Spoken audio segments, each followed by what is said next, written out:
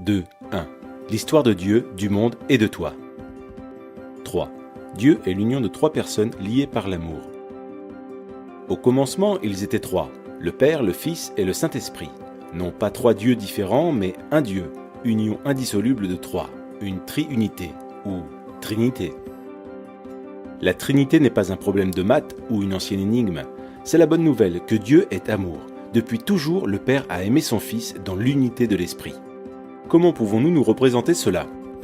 En fait, le Fils de Dieu est l'image de Dieu. Il nous donne accès à la vie de Dieu. Ainsi, considérons par exemple la scène du baptême du Fils de Dieu. Nous y voyons le Saint-Esprit descendre sur lui, tandis que le Père déclare « Tu es mon enfant bien-aimé, tu fais toute ma joie ». Cette scène est un aperçu de la vie éternelle de Dieu. Le Père a toujours aimé son Fils avec la joie du Saint-Esprit. Mais cet amour était trop beau pour qu'il le garde pour eux. Le Dieu d'amour souhaitait le partager. Ainsi, le Père a fait un monde au travers de son Fils et par son Saint-Esprit, car il veut que des milliards d'enfants rejoignent sa famille. Toi et moi avons été créés pour entendre cette déclaration. Tu es mon enfant bien-aimé, tu fais toute ma joie. Le sens de la vie, c'est de trouver notre place avec eux. 2. L'histoire du monde est l'histoire de deux hommes. Dieu a placé un homme, Adam, à la tête de l'humanité pour qu'il la bénisse et prenne soin d'elle. Mais Adam se détourna de Dieu, se replia sur lui-même et plongea le monde dans la mort et la malédiction. L'humanité fut déchue de la grâce. Maintenant, nous partageons tous cette humanité brisée et nous ressentons les effets de sa malédiction. La race humaine est comme un sapin de Noël qui a été abattu et arraché de sa terre naturelle. On peut se déguiser avec des décorations fantaisistes, on peut effectuer toutes sortes de bonnes actions. Mais nous périssons. Nous n'avons aucune vie spirituelle en nous et nous nous dirigeons vers notre perte. La race d'Adam est sous la condamnation de Dieu. Dieu a prononcé un non définitif à ce mode de vie parce qu'il veut quelque chose de très différent pour nous. Il veut que nous trouvions tous la vraie vie dans un second Adam. Jésus-Christ. Le Fils est venu sur terre en devenant un simple homme et fut nommé Jésus. Il est entré dans notre monde brisé et a pris en charge notre cause perdue. Comme un champion qui gagne la course pour nous, Jésus prit place dans nos chaussures et vécut la vie parfaite que nous ne pourrions jamais vivre.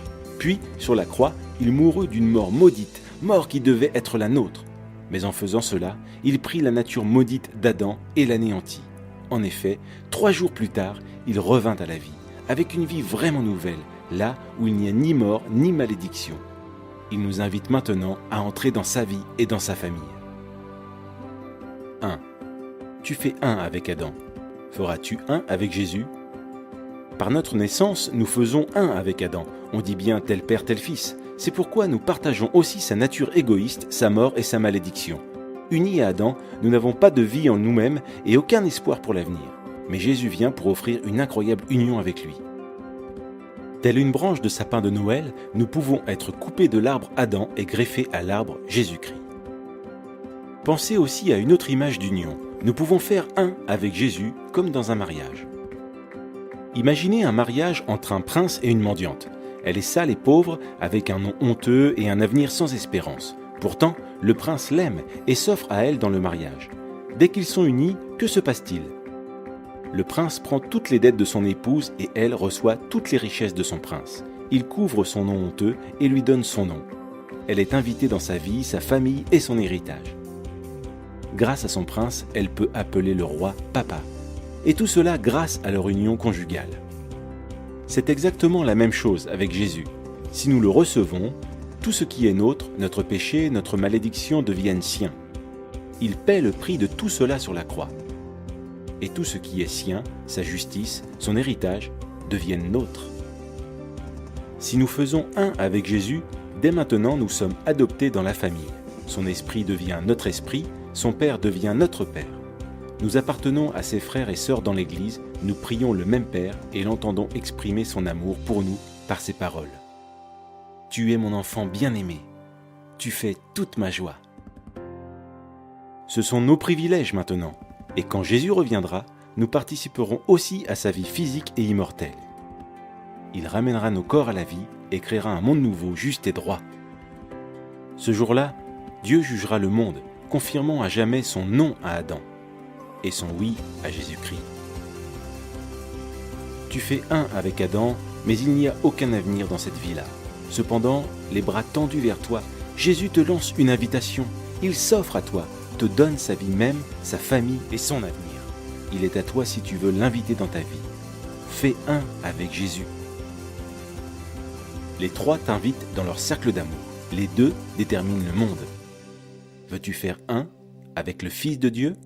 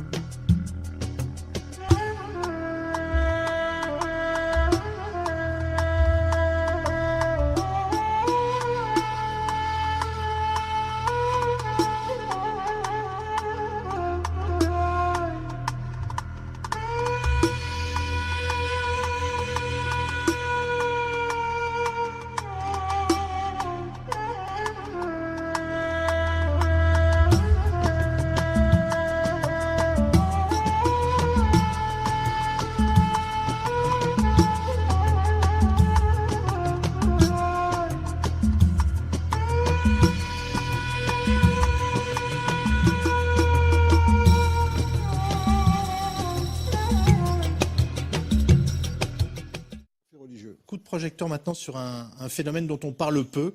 Ils se nomment eux-mêmes les ex-musulmans. Ils ont quitté leur religion parce qu'ils la considèrent définitivement inadaptée au temps moderne, à ce qu'on appelle la sécularisation. Certains sont en danger de mort dans leur pays d'origine et viennent de se réunir à Londres. Leur constat est terrible puisqu'ils estiment que leur religion n'est pas compatible avec les valeurs humanistes des sociétés démocratiques. Magali Lacrose, Joël Lefebvre.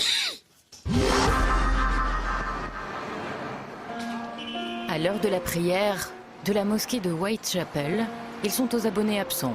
À Londres, ils seraient quelques milliers, peut-être plus, à avoir renoncé à l'islam. Et pour ça, ils risquent leur vie dans leur pays d'origine. Mariam Namadi a quitté l'Iran il y a des années et elle a eu cette idée un peu folle de fédérer les ex-musulmans en Angleterre. Beaucoup de gens se posent des questions. Et notamment grâce aux réseaux sociaux, Internet, ce combat est devenu plus visible. Ils peuvent rester anonymes et dire en sécurité qu'ils ne croient plus en Dieu, critiquer, se moquer de la religion comme tout le monde devrait pouvoir le faire. Partout, on nous contacte depuis la Somalie, l'Arabie Saoudite, l'Iran, l'Afghanistan, le Pakistan. Jusqu'en Europe, beaucoup de gens sont toujours effrayés et ne se sentent pas en sécurité. C'est pour ça que c'est important de prendre position pour la liberté de penser. Début février, elle organisait une conférence pour parler laïcité et liberté d'expression. C'était un mois pile après les attentats de Paris. Alors forcément, elle a invoqué l'esprit Charlie. Alors oui, je suis Charlie sans condition. Parmi les invités de Mariam ce matin-là, Imad, venu du Maroc pour l'occasion. Il a repris le flambeau du mouvement là-bas et fait de la liberté de penser son combat contre l'islam politique. La récitation du Coran te permet de lire bêtement le Coran sans comprendre. Mais comme j'étais mauvais à la récitation, j'étais forcé de comprendre, j'étais forcé de vouloir comprendre et vouloir être meilleur en autre chose. Et je crois que si on lit le Coran d'une vue sceptique et avec les tafasirs, avec l'histoire de l'islam, c'est super simple de renoncer à cette religion que je vois barbare, cette religion qui n'est pas la bienvenue dans les valeurs humaines, dans les valeurs le siècle où on vit aujourd'hui. L'histoire de jeunes qui ont douté que leur religion pouvait être compatible avec le monde moderne. Le prix à payer, l'exil, et pour Amal, le déshonneur de sa famille en Somalie, il y a 8 ans. Quand j'ai dit à ma famille que j'avais des doutes, que je n'étais pas sûre de continuer avec cette religion, Ils ne l'ont pas très bien pris. D'abord, ils ont essayé de me récupérer en faisant jouer la pression sociale. Un de mes oncles est venu d'Arabie Saoudite pendant 3 jours pour prétendument répondre à mes questions. Et quand ils ont réalisé c'est vraiment ça qu'elle veut quitter l'islam, leur attitude a changé. Ils sont devenus agressifs. En France, un autre visage de ces réfugiés de la foi. Walid, le jeune Palestinien torturé dans les geôles de Cisjordanie pour avoir renoncé à sa religion. Il a commencé son combat sur la toile, s'est enfui par la Jordanie, puis il a obtenu l'asile politique à Paris. Ici en France, il faut se battre pour la laïcité, pour aller de l'avant, pas revenir en arrière.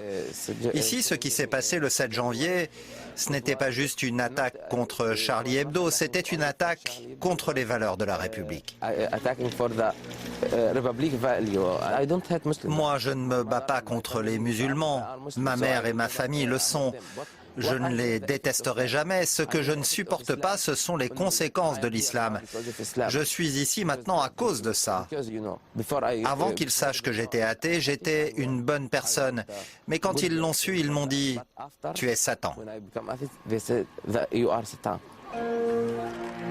Au pays des droits de l'homme, Walid a pris les rênes du Conseil des ex-musulmans de France pour protéger cette laïcité si sacrée.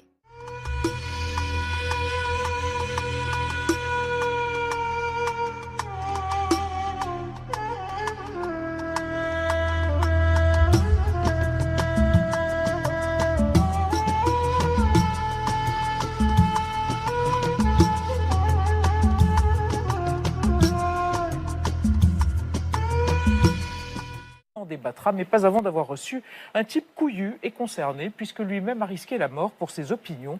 Le Palestinien Walid al-Husseini, apostat de l'islam, devenu un athée militant, qui blasphème allègrement dans ce livre et balance 14 siècles d'islam avec l'eau de Zamzam au nom de sa liberté de ne pas croire en Allah. Une liberté payée au prix fort. Il en parle après l'Expresso de Thibault Nolte.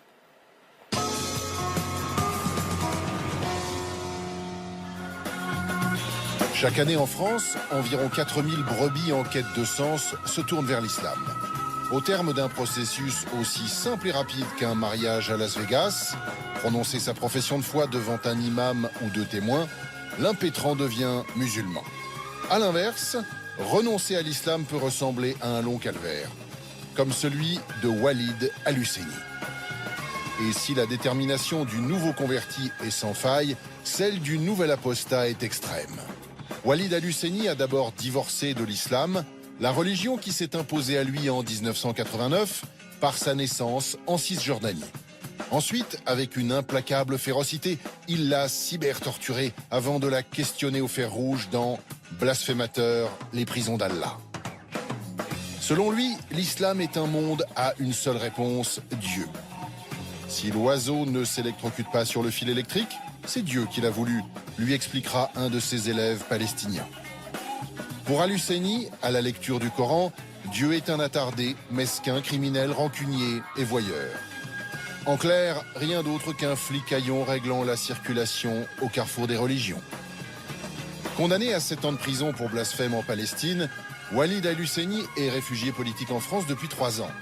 Il y tient un salon numérique et fonde le Comité des ex-musulmans de France, un canal athéiste marqué par les mésaventures du chevalier de la Barre, supplicié, décapité et brûlé en 1766, pour avoir gardé le chapeau devant une procession religieuse en chantant une paillarde. Chevalier al-Husseini, en garde.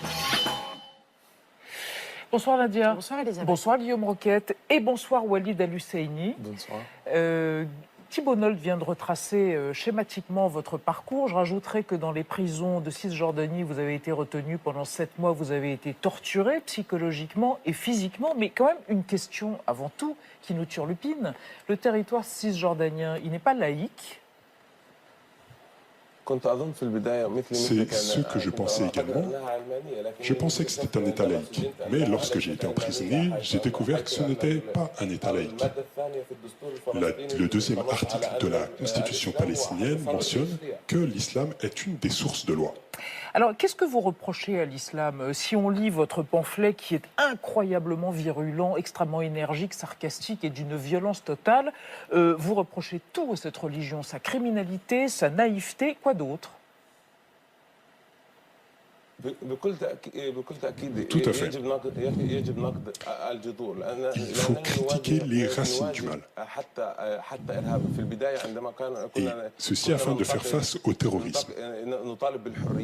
Au début, nous demandions des libertés. On nous a dit que c'était contraire à la charia. Et du coup, on ne peut pas demander aucun droit, ni pour les homosexuels, ni pour les femmes, car on nous dit qu'à chaque fois que la loi islamique s'y oppose. Il faut donc critiquer l'islam qui est la source du problème. Mais en France, il y a un peu, chez les intellectuels musulmans, deux visions de l'islam. Il y en a qui disent l'islam c'est un tout, donc on ne peut pas y toucher. Et d'autres qui disent non, l'islam c'est le Coran qui a été écrit à une époque et qu'on peut adapter à la modernité. Le problème du Coran, c'est qu'il peut être interprété de deux manières, plutôt qu'il y a deux parties. Une qui a été révélée à la Mecque et une autre à Médine. Et celle qui a été révélée à la Mecque, c'était lorsque les musulmans étaient faibles, alors que ce qui a été révélé à Médine, c'était lorsque l'islam était fort et voulait s'imposer. Je ne pense pas que l'islam est compatible avec la laïcité, comme cela a été mentionné. Vous avez mentionné que 4000 personnes se tournent vers l'islam chaque année. Et par exemple, le nouveau musulman ne peut pas se marier avec une non-musulmane, par exemple. Or, ceci, c'est considéré comme du racisme.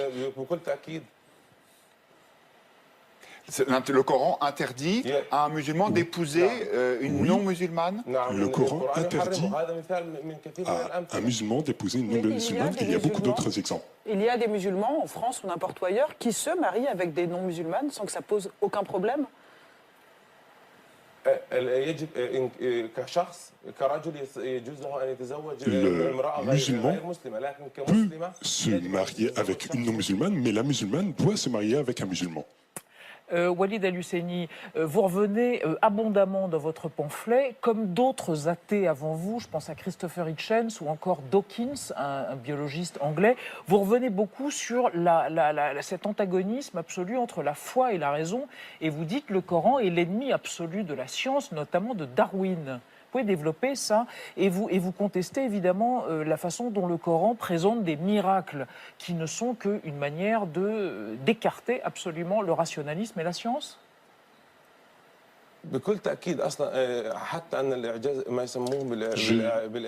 J'estime que les miracles du Coran ne sont en fait qu'une interprétation très éloignée du Coran lui-même. Lorsque le Coran a été révélé à Mahomet, on ne parlait pas de miracles coraniques. Or, on s'est rendu compte depuis que le Coran comportait de nombreuses inexactitudes scientifiques. Et par exemple, il y a beaucoup de ulémas saoudiens qui ont refusé de dire que la Terre tourne, alors que c'est très clair. Le 11 janvier dernier, il y a eu une marche en France à la suite des attentats contre Charlie Hebdo et contre un hypermarché juif. Cette marche, Mahmoud Abbas était présent, il y a participé.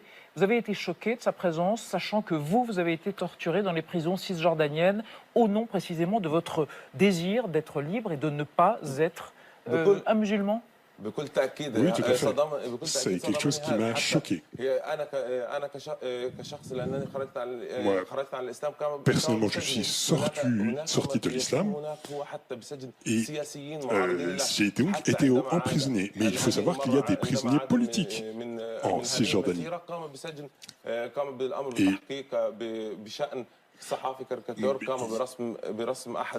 Il y a par exemple des caricaturistes palestiniens qui ont été emprisonnés parce qu'ils ont reproduit les caricatures dans les journaux palestiniens. Nadia. Oui, il y a une autre personne qui a participé à cette marche du 11 janvier, c'est l'ambassadeur d'Arabie Saoudite, alors même qu'en Arabie Saoudite, un homme est en train peut-être de mourir sous les coups portés par son propre pays. Cet homme, c'est évidemment le blogueur Raif Badawi. Il a été accusé d'insulte à l'islam, d'apostasie. Il est condamné à 1000 coups de fouet. Il en a déjà reçu un certain nombre. Alors l'Arabie Saoudite proclamant « Je suis Charlie », c'est déjà passablement étonnant. On n'était pas au bout de nos surprises, puisque la semaine dernière, le Parlement européen a voté une résolution qui demande la libération de ce blogueur. On imaginait évidemment que ça allait obtenir l'unanimité. C'est très très loin d'être le cas. 153 élus ont voté contre, 29 personnes se sont abstenues. Dans les noms, par exemple, on peut compter Nadine Morano, Brice Hortefeux ou d'autres. Est-ce que pour vous, c'est la preuve, cet événement, c'est la preuve qu'il n'y a pas de front uni aujourd'hui contre le fondamentalisme islamiste ? Cette dualité des gouvernements et des musulmans est claire et elle est visible dans la façon dont se comportent certains peuples. Or, cette dualité n'est pas visible uniquement au niveau des gouvernements. Et par exemple, ceux qui ont participé à cette manifestation sont les mêmes qui ont émis des peines de prison envers leurs opposants et ceux qui refusent. Vous habitez en France depuis près de 3 ans. Est-ce que vous trouvez que la France a la bonne attitude avec la laïcité à la française, où on respecte en même temps la liberté de religion? Par exemple, il est interdit d'avoir un voile quand on est à l'école pour les élèves. En revanche, on peut avoir un voile à l'université. Est-ce que vous trouvez, par exemple, que là, c'est la bonne attitude par rapport à l'islam et aux signes religieux?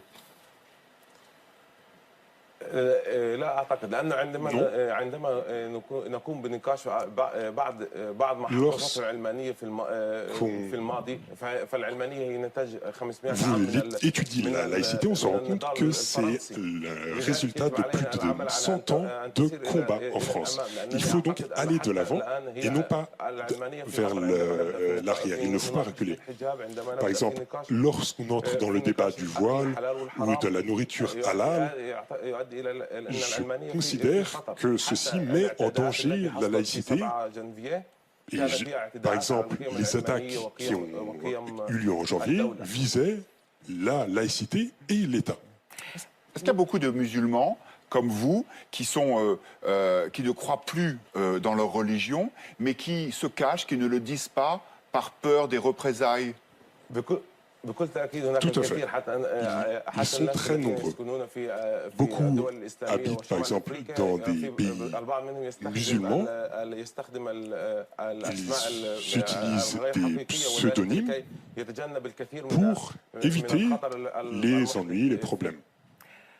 Est-ce que vous avez peur d'être récupéré parce qu'encore une fois, vos propos sont très virulents et c'est un pamphlet, donc la nuance n'a pas forcément sa place dans un pamphlet. Est-ce que vous avez peur d'être récupéré par des gens qui seraient xénophobes ou racistes et de devenir, à votre corps défendant, l'idiot utile de certains xénophobes ou racistes ?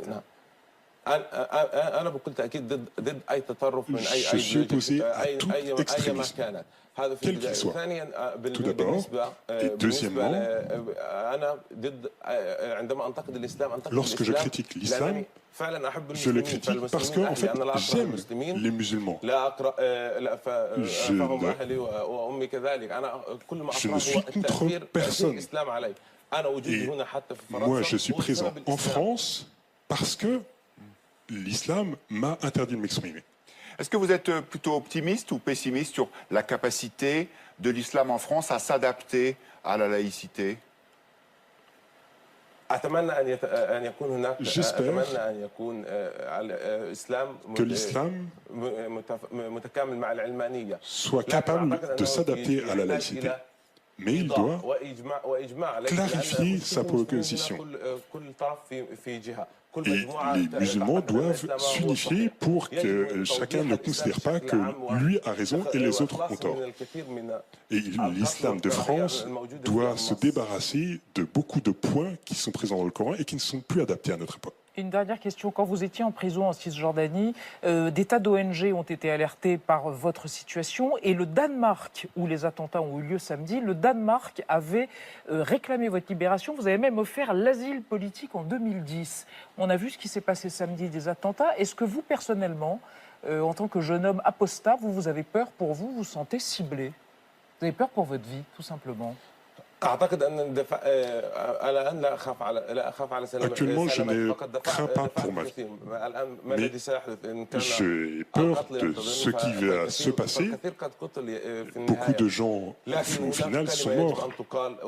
Mais il faut dire la vérité et élever notre voix. Vous ne recevez pas de menaces directement? Personne ne vous a menacé jusqu'à maintenant? Non, mais via Internet, oui. Voilà, Walid Al-Husseini, blasphémateur, il ne croit plus qu'en Darwin et en Voltaire, entre autres. Merci d'être venu dans 28 minutes et place au débat sur les attentats islamistes qui, après Paris, il y a 5 semaines, viennent de traumatiser le Danemark.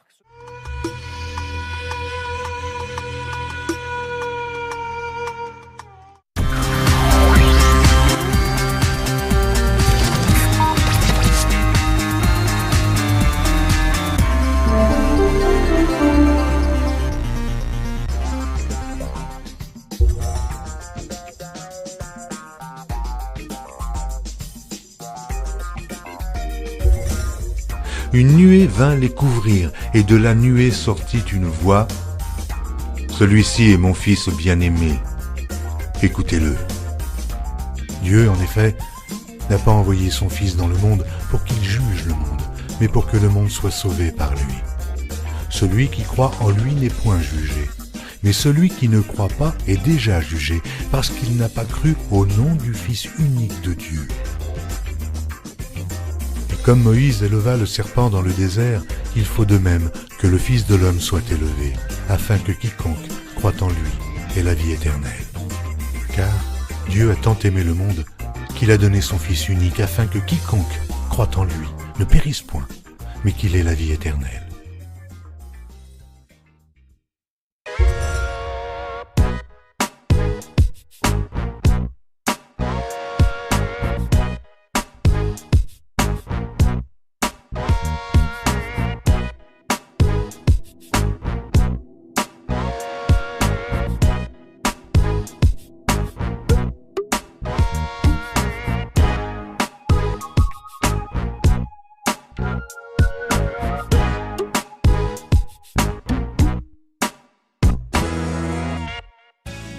Jean, chapitre 14. Que votre cœur ne se trouble point, croyez en Dieu et croyez en moi. Il y a plusieurs demeures dans la maison de mon Père. Si cela n'était pas, je vous l'aurais dit. Je vais vous préparer une place. Et lorsque je m'en serai allé et que je vous aurai préparé une place, je reviendrai et je vous prendrai avec moi, afin que là où je suis, vous y soyez aussi. Jésus lui dit, je suis le chemin, la vérité et la vie. Nul ne vient au Père que par moi.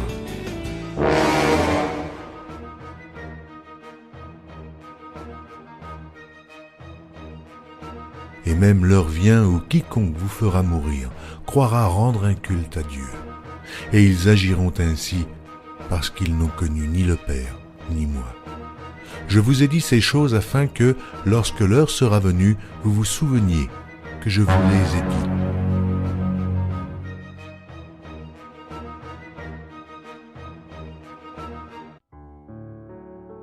Cependant, je vous dis la vérité, il vous est avantageux que je m'en aille, car si je ne m'en vais pas, le Consolateur ne viendra pas vers vous, mais si je m'en vais, je vous l'enverrai. Et quand il sera venu, il convaincra le monde en ce qui concerne le péché, la justice et le jugement. En ce qui concerne le péché, parce qu'il ne croit pas en moi. La justice, parce que je vais au Père et que vous ne me verrez plus. Le jugement, parce que le prince de ce monde est jugé. Oh, j'ai encore beaucoup de choses à vous dire, mais vous ne pouvez les porter maintenant.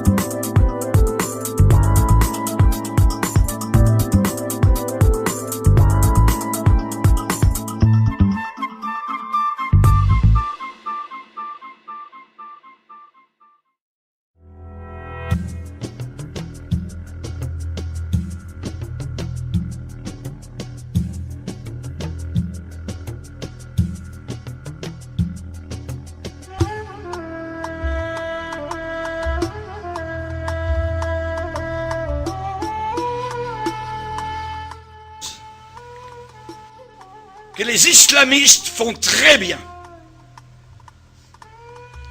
Actuellement, les chrétiens d'Égypte bénissent le Seigneur pour l'État islamiste. C'est parce que l'État islamiste actuellement est en train de montrer vraiment ce qu'est véritablement l'islam. Comme cela, les chrétiens se différencient totalement de l'islam. Ils montrent leur vrai jour, véritable jour. Religion de haine, un islamiste, il vit dans la peur, continuellement. On peut lui couper la tête, on peut lui couper les mains au nom de son Dieu Allah, qui est un faux Dieu, qui est un démon. Il se regarde le visage dans le miroir, il a peur. Il ne sait pas. Quand il prie, qu'il se met à genoux, il a peur. Il vit dans la peur. Nous les chrétiens, nous sommes véritablement la religion de paix, la religion d'amour. Nous pardonnons. Nous pardonnons. L'islam ne pardonne pas. C'est une religion de vengeance. Le secret d'une vie paisible. Une vie paisible. Nous les chrétiens, nous ne sommes pas des contentieux, nous ne sommes pas des gens de guerre, des gens de troubles. Nous sommes des gens de paix. Nous ne tuons personne, voyez. Nous ne prenons pas les armes. Nous ne sommes pas armés de couteaux pour tuer au nom de notre Dieu, voyez. Nous ne mettons pas des ceintures d'explosifs autour de nous pour faire du mal, voyez, et pour qu'ensuite, si nous mourons dans l'explosion, nos parents, évidemment, se réjouissent de notre mort, parce que maintenant, nous sommes avec des vierges dans des ébats sexuels éternels, là-haut, dans ce paradis de fous, voyez. Non, nous ne sommes pas du tout de cette race-là. Nous avons, nous, le secret d'une vie paisible, l'éternel. Pas Allah, l'éternel. Le nom de Dieu, c'est l'éternel. Ce n'est pas Allah. L'éternel est mon berger. Je ne manquerai de rien. Dans les locaux de ce journal, Charlie, eh bien, il y avait un homme du gouvernement français qui déclarait en disant, eh bien, ces gens-là tuent. Et d'autres, sur le panel, étaient en train de déclarer, oui, mais on peut avoir des gens fanatiques dans d'autres religions, parmi les bouddhistes, parmi les chrétiens, les catholiques, tout ça. Mais l'autre, répondant sur le panel en disant, mais oui, mais ceux qui se disent chrétiens ne tuent jamais. Ils ne tuent pas. Ils peuvent être têtus, ils peuvent croire à toutes sortes de folies, mais tandis que les islamistes tuent. Au nom de leur Dieu, au nom de Allah. Nous, chrétiens, nous avons une façon de vivre. Et lorsque des musulmans lisent la Bible, ce qui leur est interdit normalement, arrive à Matthieu chapitre 5, où Jésus dit « Aimez vos ennemis. Priez pour ceux qui vous haïssent. » Le musulman est totalement étonné devant ce que Jésus demande. Parce que dans son livre à lui, nous le verrons durant la conférence, la fameuse conférence, et elle va être sur Internet, ça s'appelle le Coran et le Christ. Ceux qui nous écoutent actuellement peuvent aller voir donc sur Internet le Coran et le Christ, et vous allez voir donc ce que le Coran déclare et ce que la Bible déclare. Si vous descendez dans le Coran, vous descendez dans un enfer. Quand vous lisez la Bible, vous prenez une bouteille d'oxygène céleste, de pardon, de libération, voyez. Alors que l'intégrisme islamiste, eh bien, assujettit des peuples entiers sous la férule des démons et de Satan.